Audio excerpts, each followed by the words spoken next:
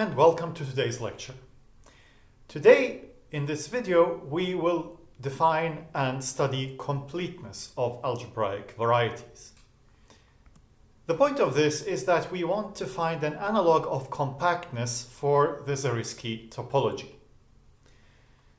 So the reason we want to do this is that if you look at, say, the field of complex numbers, then Pn, the projective n-space, is compact with respect to the classical topology. It is indeed the one-point compactification of the non-compact affine space.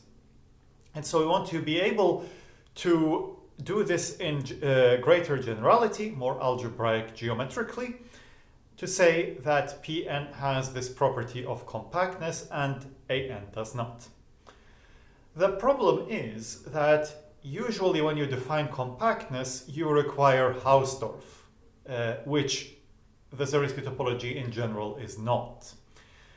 Apart from the Hausdorff requirement, you require that every open cover has a finite subcover. But that property in particular is true. It holds in Zariski topology because the topological space is Noetherian.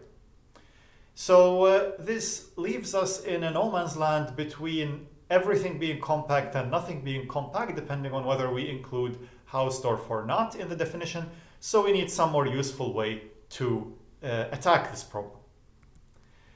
One observation is that with respect to a Hausdorff topology, one can show that a Hausdorff topological space X is compact if and only if the projection from the product with any other topological space to that topological space is closed, meaning that the image of a closed set is closed. It's somehow the dual notion of being continuous. Now, in this situation, of course, we have the product topology on X times Y. But this still gives us an idea that we might use in our setting where the product of two algebraic varieties is not equipped with the product topology, but indeed with the only reasonable topology to make it a product. So we take this as the definition of completeness. An algebraic variety X is complete if, by definition, the projection pi from X times Y to Y is closed for any algebraic variety Y. And this means that if Z in X times Y is closed, then pi of Z in Y is closed. That is what it means for a map to be closed. Now, the first thing we will prove is that by this definition, projective space is complete. And this is somehow the main reason why we define this notion. And to prove this, we will go about in 3 steps. The first one is where all the calculations take place. So first, we prove that the map pi from Pn times Pm to Pm, the projection, is closed. So remember, we want in the end to replace Pm by any algebraic variety, but now we start with just Pm. And so this map simply takes x, y to y. And to show it is closed, we will show that the condition of not belonging to the image of a closed set is open. So convince yourself that this is the right thing to check. Now, to be able to do this, let's start with some notation. So we will denote the coordinates on Pn by x naught to xn and on Pm by y naught to ym. Now, how do we write down the fact that Z is closed in Pn to Pm? Well, we use the Segre embedding. So go back and review it if you have forgotten how that works from the previous lecture. So the Segre embedding tells us that, well, since Z is closed, we know, of course, without the Segre embedding, that Z is going to be the zero set of some polynomials. But with the Segre embedding, we will know that these P, say, is homogeneous, so each Fp is homogeneous of some degree d in both xi and yj. This is by the shape of the Segre embedding that we get sums of products of one coordinate from x with one coordinate from y. So therefore, our polynomials can be chosen as homogeneous of the same degree in these xi and xj. And of course, the d is the same for all these polynomials because of the fact that we're working in projective space.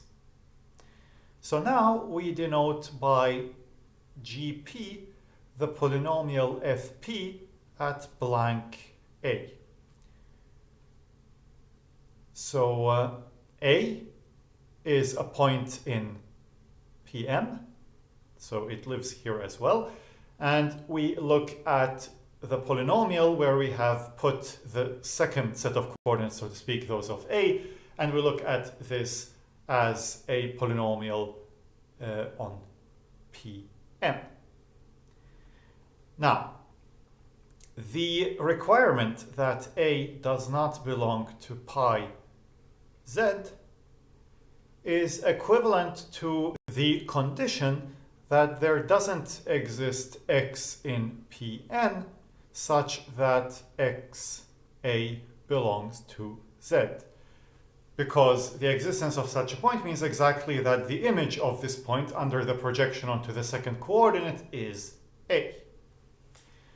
But this means that these polynomials that we have defined, the vanishing set of them, gr, is empty. Why is that? That is because the polynomials fp are the ones defining z, and gp are the ones defining z, where we require that the second set of components gives us a. So if it is not possible indeed to find such polynomials, to find a zero of these polynomials, this means that there is no point in z that will project to A. But now, so knowing that the vanishing set of a set of polynomials is empty amounts to saying that the ideal generated by these polynomials is either the whole ring, so the ideal generated by 1, or it is this ideal. So this first condition would have been enough in an affine setting, but because we are in a projective setting, this could be the ideal generated by the xi. In both cases, this is equivalent to the fact that for all I, there is ki such that xi to the power ki belongs to this ideal g1 to gr. And by taking k to be the sum of these ki's, we see that this is equivalent to the kth homogeneous component of this polynomial ring to sit in the ideal generated by these g's for some k. So far, this is a condition equivalent to A not belonging to pi of z. Now, if we think about this, this is only possible for k greater than or equal to d, because these gi's, the gp's, these are the x parts of these fp's, and the fp's are homogeneous of degree d in both the x and the y coordinates. So these are homogeneous of degree d, And so to be able to have this k must be at least d. And in that case, this is equivalent to the fact that kx0 to xn k is equal to g1 to gr k, the k part of this. Now look at the following map. So the map that goes from k x0 xn k minus d. So this set taken r times 2 k x0 to xn k, defined by mapping a tuple, let me write it as a column, h1 to hr, onto the sum of hp gp. P goes from 1 to r. So this map, the image of this map, is the k part of this ideal. And so this is exactly the right-hand side here. And from the previous claim, the previous claim amounts to saying that this right-hand side is equal to this left-hand side. In other words, the equality of these two sets amounts to the surjectivity of this map. So, surjectivity of this linear map. So, our condition that A does not belong to pi of z is equivalent to the surjectivity of some linear map. But surjectivity of some linear map is determined by checking that some minor, some determinant, is non-zero. So in other words, some polynomial in the given coordinates doesn't vanish. But this non-vanishing of a polynomial is exactly an open condition in the Zariski topology, so therefore the condition that we're looking at is an open condition. And this concludes the proof of the first step, that the projection when the second factor is p to the power m is closed. Next, we show that when we replace Pm by an affine variety y, then this projection is closed. And again, the map is the one taking x, y to y, the projection onto the second factor. So how to show that this is closed? Well, take z in Pn times y to y closed. And so embed y in Pm. And look at the projective closure z bar of z in Pn times Pm. This is of course closed. And now the projection of z, well, what is it? So if we compare z to its projective closure, so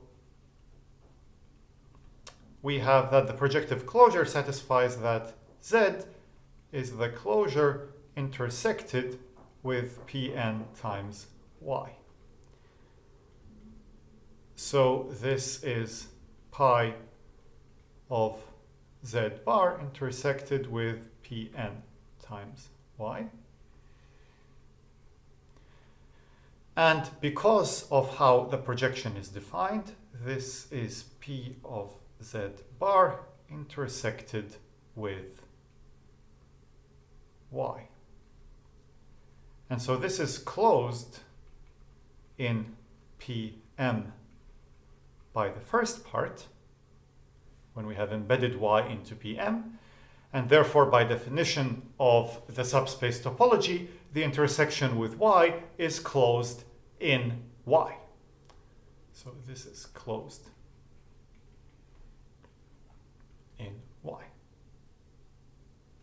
And this proves the statement when the second component is an affine variety.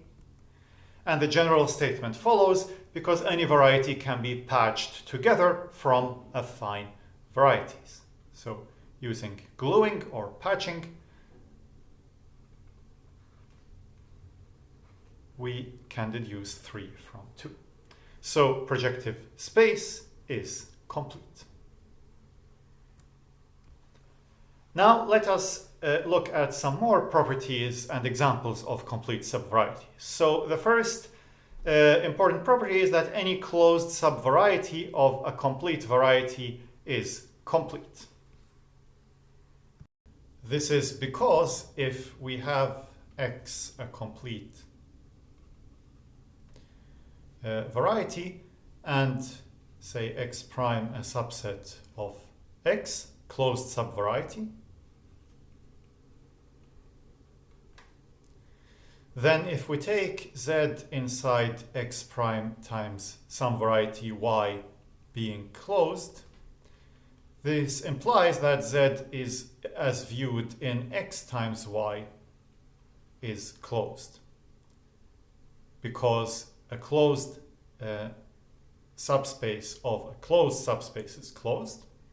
And if X prime in X is closed, then X prime times Y is closed in X times Y in the Zariski topology. And so this implies that the projection is closed because it's the same as the projection viewed as subvariety in X, and so and X is complete. As a consequence, any projective variety is complete because any projective variety is isomorphic to a closed subvariety of projective space that in the previous slide we showed was complete. Affine space AN is not complete for any n greater than or equal to 1. By number 2, it is enough to consider the case A1. Because if A1 is not complete, then since A1 is a closed subvariety of any AN, then no AN will be complete. And indeed, look at the projection from A1 times A1 to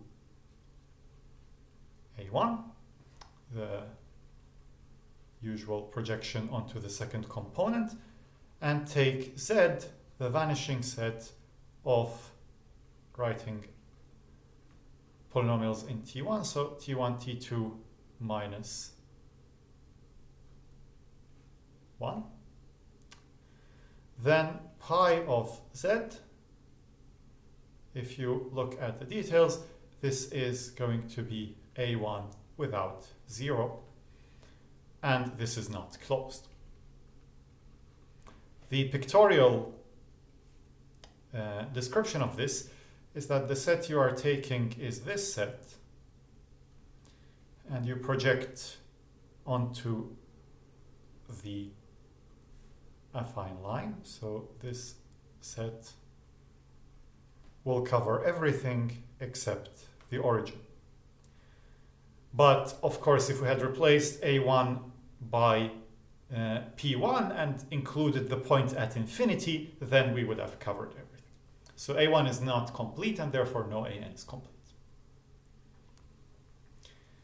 And next property, the image of a complete variety under a morphism of varieties is closed. This is because we have seen at an earlier lecture that the graph gamma f is closed since y is a variety. So this is a morphism of varieties. We're using that y is a variety, not just a pre-variety. And the image is the projection of gamma f to y, or on y. So because x is complete, this is closed.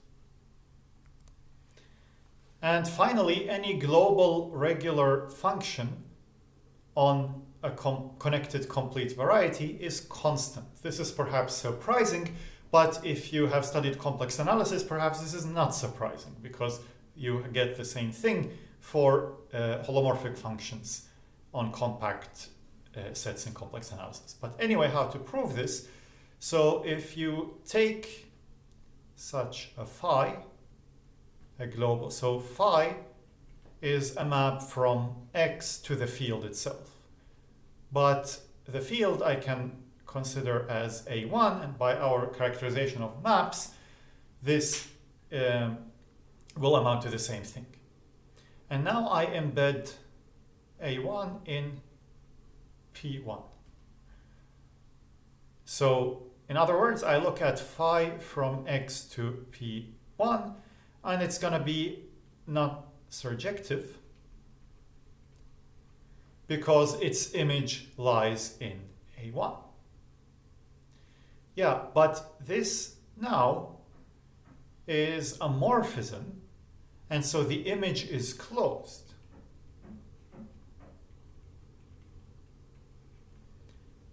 By point 4 because X is complete. But the image is closed and the image is not P1. So it has to be a proper closed set in P1, and such sets are only the finite sets. The closed sets in A1. But it is finite. And so since X is assumed connected, it cannot consist of more than one point. So by connectivity, this is a singleton set. So in other words, phi maps everything to one element. In other words, it is constant.